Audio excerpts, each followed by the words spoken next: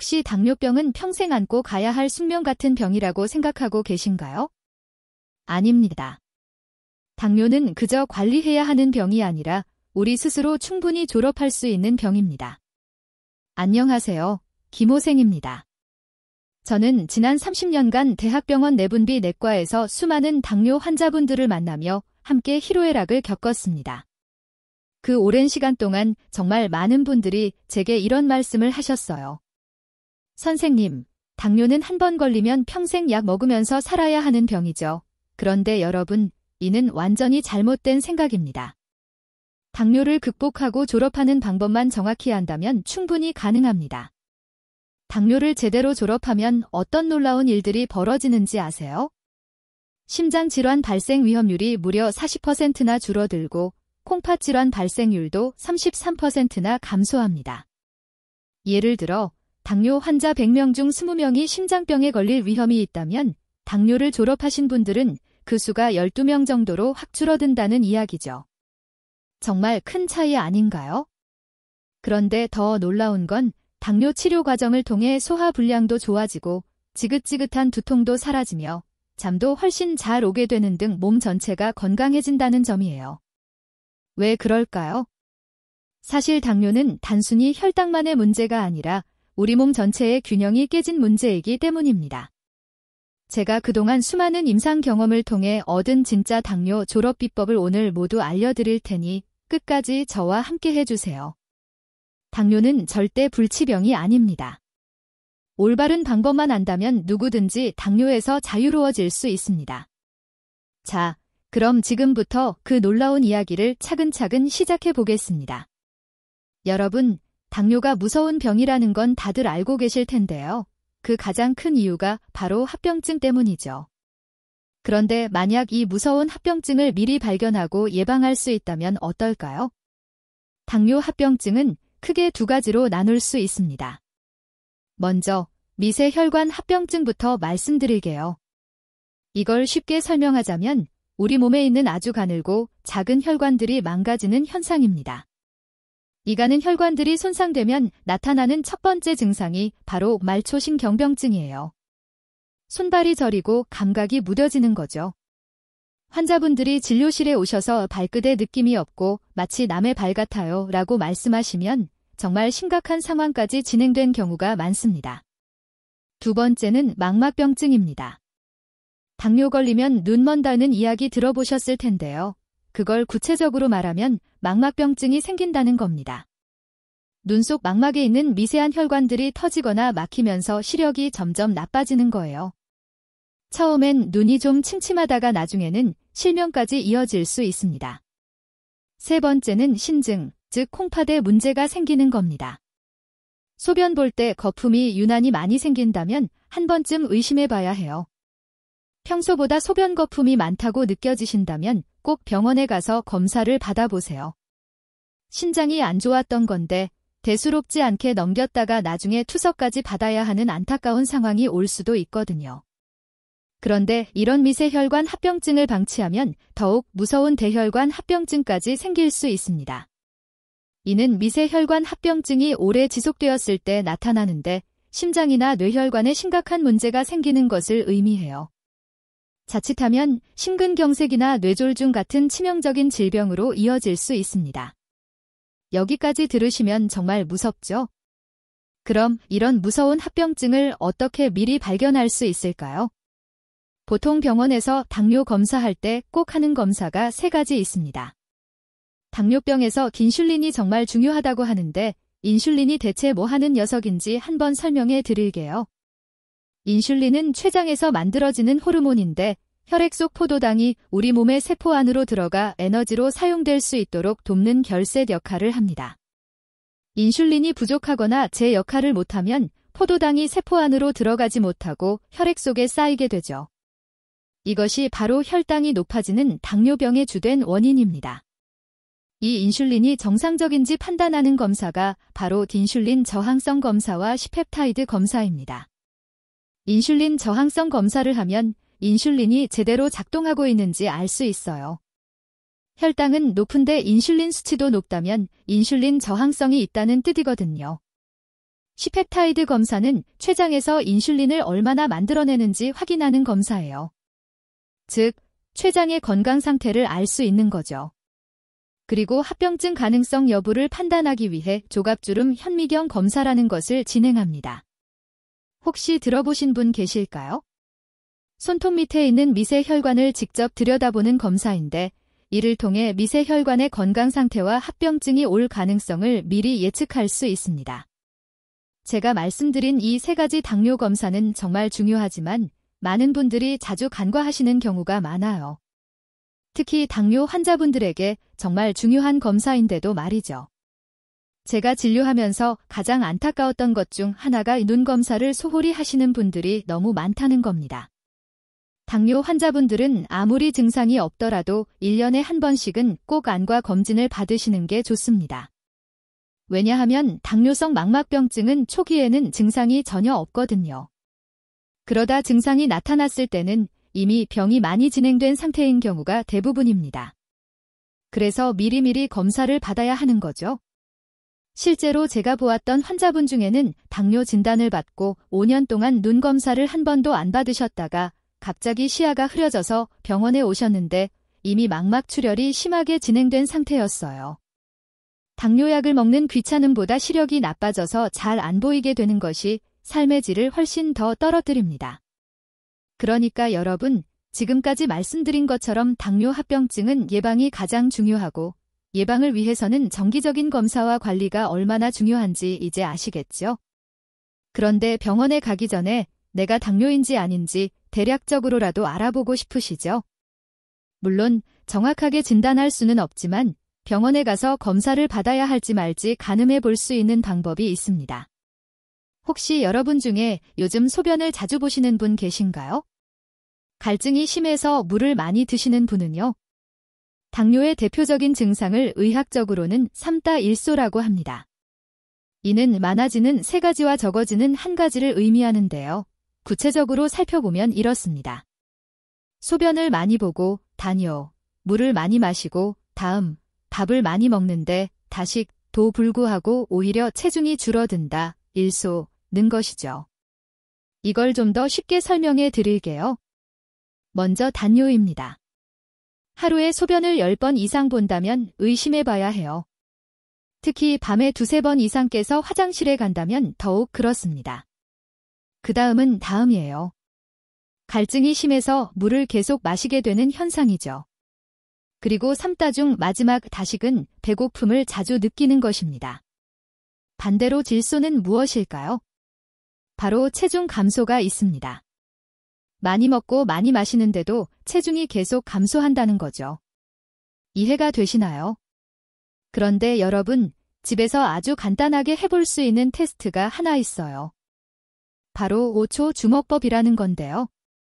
지금 저와 함께 따라 해보세요. 주먹을 꽉 쥐고 5초간 세어보세요.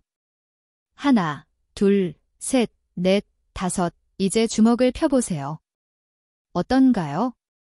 3초 안에 손가락 끝이 원래 색깔로 돌아왔나요?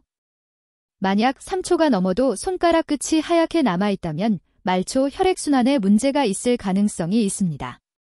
물론 이것 하나만으로 당뇨를 진단할 수는 없지만 혹시 다른 증상도 함께 있으시다면 병원에 가서 검사를 한번 받아보시는 것이 좋습니다. 그런데 당뇨에 근본적으로 정말 큰 영향을 미치는 것이 하나 더 있어요. 바로 만병의 근원 스트레스입니다. 스트레스를 받으면 우리 몸에서 코르티솔이라는 호르몬이 나오는데 이 코르티솔이 혈당을 직접적으로 높이고 인슐린이 제대로 작동하지 못하게 방해해요. 그뿐만 아니라 스트레스를 받으면 어떻게 되죠? 폭식하게 되고 잠도 잘 못 자게 되는데 이런 것들이 모두 혈당을 불안정하게 만듭니다. 자, 그럼 여기서 여러분들이 진짜 궁금해할 만한 이야기를 해볼까요? 바로 한국인 당뇨의 특징 말입니다. 여러분, 혹시 알고 계셨나요? 우리 한국인의 췌장은 서양인에 비해 크기가 무려 12%나 작고 기능은 31.5%나 떨어진다는 것을요. 이게 뭘 의미할까요? 같은 양의 음식을 먹어도 우리는 인슐린을 충분히 만들어내지 못한다는 거예요. 그래서 서양인보다 당뇨에 더 잘 걸리고 한 번 걸리면 악화되기도 쉽습니다. 더 놀라운 건 우리나라 당뇨 환자의 절반이 뚱뚱하지 않은 마른 당뇨라는 겁니다. 즉, 살이 별로 안 쪘는데도 당뇨에 걸리는 거죠. 이런 분들은 대부분 췌장 기능이 부족한 경우가 많아요. 마른 당뇨가 더 무서운 이유가 뭔지 아세요?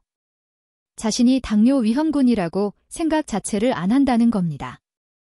나는 비만도 아니고 말랐는데 건강한 거지, 내가 설마 당뇨에 걸렸겠어, 이렇게 생각하시거든요. 그래서 발견이 늦어지는 경우가 많고 그만큼 치료도 어려워집니다. 정말 안타깝죠? 그래서 우리 한국인들은 서양식 치료법보다는 우리 체질에 맞는 치료법이 더욱 필요한 겁니다. 이제 당뇨 유형별 맞춤 치료법을 알려드릴 건데요. 그 전에 영상 잠깐 멈추고 구독과 좋아요를 한 번씩 눌러주세요. 그리고 댓글에 나도 이제부터 당뇨 졸업이라고 남겨서 서로 응원해주시면 큰 힘이 될 겁니다. 자, 그럼 이제 가장 중요한 부분인 치료법에 대해 말씀드릴게요. 당뇨라고 해서 모두 똑같은 치료를 해서는 안 됩니다. 유형에 따라서 완전히 다른 접근을 해야 해요. 먼저 G형 당뇨부터 말씀드릴게요. 이는 인슐린 저항성이 주된 문제인 당뇨예요. 인슐린은 나오는데 제대로 작동을 못하는 거죠. 이런 분들은 간, 심장, 소화기 기능을 회복시키는 것이 핵심입니다. 간이 왜 중요하냐면 간에서 포도당을 저장하고 배출하는 일을 하거든요. 간 기능이 떨어지면 혈당 조절이 안 되는 거예요. 심장도 마찬가지입니다. 혈액순환이 원활하지 않으면 인슐린이 제대로 세포에 전달될 수 없죠. 다음은 G형이나 길정 O형 당뇨입니다. 이런 분들은 췌장에서 인슐린 분비 자체가 부족한 경우예요. 따라서 췌장 기능을 회복시키는 것이 가장 중요합니다. 동시에 생활 습관도 바꿔야 하고요. 특히 1형, 1.5형 당뇨 환자분들은 복합 탄수화물을 적절히 섭취하는 것이 중요합니다. 아예 탄수화물을 끊으면 안 돼요. 현미, 잡곡 같은 복합 탄수화물로 꾸준히 드셔야 하고 간식은 되도록 끊는 것이 좋습니다. 그런데 여러분, 췌장 건강을 위해 집에서 손쉽게 할 수 있는 간단한 방법이 있어요. 등을 펴고 앉아서 흉추 7번, 8번 부위를 마사지 볼로 자극해주는 거예요. 이 부위가 바로 췌장과 연결되는 신경이 지나가는 곳이거든요. 어깨를 쭉 펴고 등을 곧게 세워보세요. 그러면 자연스럽게 췌장으로 가는 혈액순환이 좋아집니다. 하루에 10분씩만 해도 정말 도움이 돼요. 그리고 제가 환자분들께 자주 추천하는 것이 하나 있습니다. 바로 환기차예요. 환기라는 약재가 있는데 이게 정말 놀라운 효과가 있습니다. 췌장의 베타세포를 활성화시켜 인슐린 분비를 돕거든요. 환기차 만드는 법을 알려드릴게요. 물 1리터에 환기 한 줌, 대략 20에서 30g 정도 넣고 20분에서 30분 정도 끓여주세요. 그러면 물이 연한 갈색으로 우러나와요. 이걸 하루에 2~3잔씩 드시면 됩니다. 그런데 주의할 점이 있어요. 환기는 몸이 너무 뜨거운 분들, 감기나 병에 걸려 고열이 있거나 염증이 심한 분들은 피하시는 게 좋습니다. 그리고 임신하신 분들도 드시지 마세요. 환기의 효능을 좀 더 자세히 말씀드리면 췌장 베타세포를 보호하고 재생시키는 효과가 있고요. 면역력도 높여주고 혈액순환도 개선시켜줍니다. 그래서 당뇨 환자분들께 정말 좋은 약재가 바로 환기입니다. 실제로 제 주변에 환기차를 꾸준히 드신 환자분들은 혈당 조절에 확실히 도움이 된다고 하시더라고요. 물론 이것만으로 당뇨가 완치되는 건 아니지만 분명히 도움은 될 수 있습니다. 중요한 건 꾸준함이에요. 한두 번 마신다고 효과가 나는 것이 아니라 최소 3개월 이상은 꾸준히 드셔야 합니다. 그리고 건강 유튜브에서는 여러분의 현재 상황을 완벽하게 파악할 수가 없으니 당뇨약을 드시고 계신 분들은 반드시 담당 의사와 한 번쯤 상의를 하신 뒤에 드시길 권장드립니다. 이렇게 집에서 손쉽게 할 수 있는 흉추 마사지와 환기차로 당뇨 졸업을 위한 키트를 마련해 보세요. 여러분, 당뇨 극복과 졸업을 위해서는 우리 식탁의 음식들이 매우 중요하다는 것은 다들 알고 계시죠? 그리고 의사 선생님들이 항상 말씀하시죠. 운동하셔야 합니다. 자, 이제 당뇨 극복을 위한 운동과 식단에 대해 말씀드릴게요. 여러분, 의사 선생님들이 병원에 가면 자주 뭐라고 하시나요? 당뇨병 완화를 위해 운동을 꼭 하세요. 이러시죠. 그러면서도 정작 어떤 운동을 해야 하는지 자세히는 잘 안 알려주시죠. 저한테도 환자분들이 자주 물어봐요. 선생님, 어떤 운동을 해야 하나요? 이 질문을요. 먼저 운동부터 말씀드릴게요. 제가 가장 추천하는 운동은 바로 맨발 걷기예요. 왜 맨발이냐고요? 발바닥에는 우리 몸의 모든 장기와 연결되는 반사구가 있어요. 맨발로 걸으면 이 반사구들이 자연스럽게 자극을 받아서 혈액순환이 좋아집니다. 특히 당뇨 환자분들은 혈액점성이 높아서 끈적끈적한 경우가 많은데 맨발 걷기를 하면 혈액점성이 낮아지면서 혈액순환이 개선돼요. 당연히 아까 말씀드린 합병증 예방에도 정말 좋겠죠. 하루에 30분 정도 감각을 제대로 느끼려면 잔디밭이나 모래사장에서 맨발로 걷는 게 좋은데 도시에 사시는 분들은 그게 어렵잖아요. 그러면 지하판 하나 사서 집에서 걷기 운동을 하시면 됩니다. 처음에는 10분부터 시작해서 점차 늘려가시면 돼요. 그 다음으로는 발끝치기 운동입니다. 이건 정말 간단해요. 의자에 앉아서 발끝을 위로 쭉 세워들고 발목을 위아래로 움직이는 거죠. 이 운동이 하체 혈액순환에 정말 좋습니다. 특히 당뇨 환자분들은 말초 혈관에 문제가 생기기 쉽다고 말씀드렸잖아요. 발끝치기를 20분 이상 꾸준히 하시면 하체 근력도 강화되고 혈액순환도 좋아져요. 그런데 이런 간단한 운동법 외에도 중요한 것이 바로 상황에 맞는 운동법이라는 겁니다. 예를 들어 밥 먹고 나서 혈당이 높은 분들은 유산소 운동이 좋아요. 밥 먹고 30분 후에 빨리 걷기나 자전거 타기 같은 유산소 운동을 하시면 혈당이 빨리 떨어집니다. 반대로 장기적인 혈당 관리를 위해서는 근력 운동이 더 효과적이에요. 근육량이 늘어나면 포도당을 소비하는 능력이 커지거든요. 마른 당뇨 환자분들은 근력 운동을 기본으로 하시고 비만 당뇨 환자분들은 유산소 운동을 기본으로 하되 근력 운동도 함께 하시는 게 좋습니다. 이제 당뇨 관리의 꽃이라고 할 수 있는 금식 이야기를 해볼까요? 요즘 많은 분들이 밥을 너무 미워해요. 그런데 잠깐, 우리나라 쌀 섭취량은 줄어드는데 당뇨 환자는 왜 계속 늘고 있을까요? 그렇죠. 밥 때문이 아니라는 겁니다. 일단 당뇨가 있으신 분들은 쌀 50%에 잡곡 50%를 섞어서 밥을 지어보세요. 현미, 보리, 콩, 조 같은 것들을 말이에요. 이렇게 하면 혈당 상승이 훨씬 완만해집니다.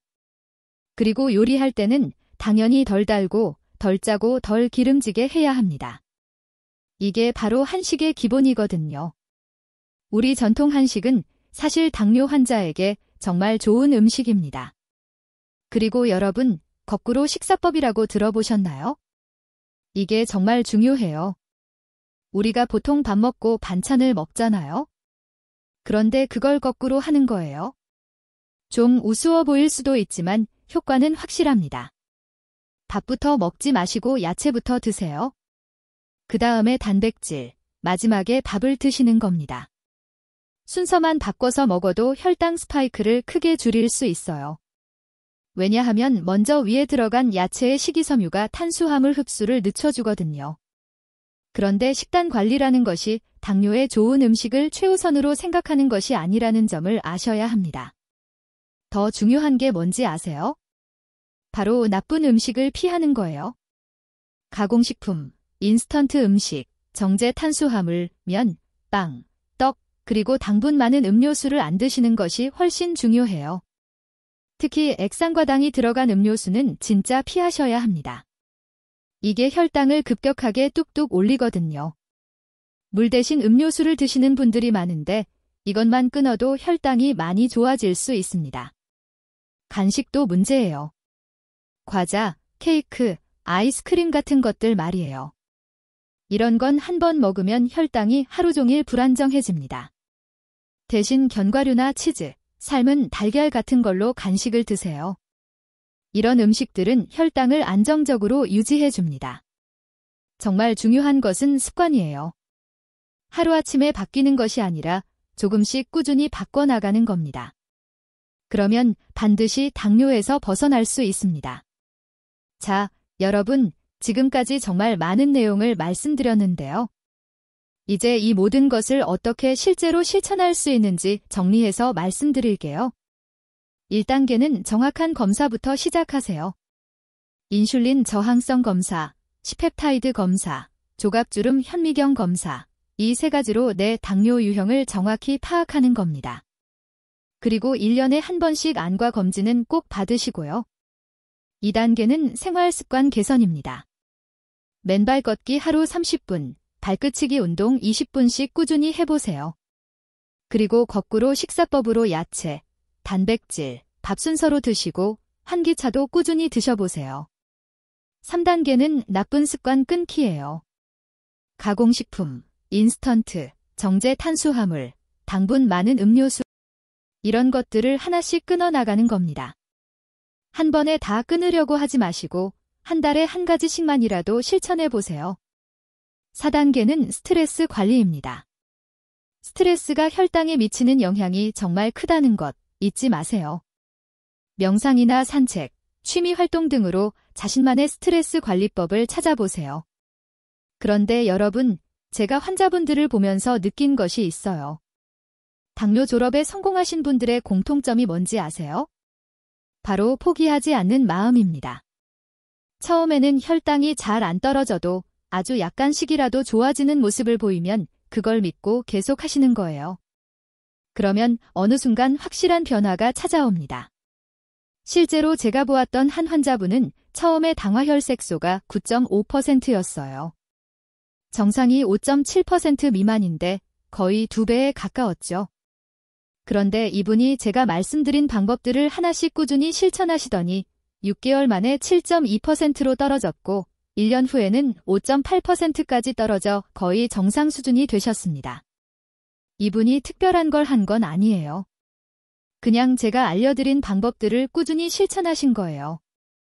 아, 물론 약도 빼먹지 않고 잘 챙겨 드셨죠. 여러분도 할 수 있어요. 당뇨는 절대 불치병이 아닙니다. 올바른 방법으로 꾸준히 관리하면 충분히 졸업할 수 있는 병이에요.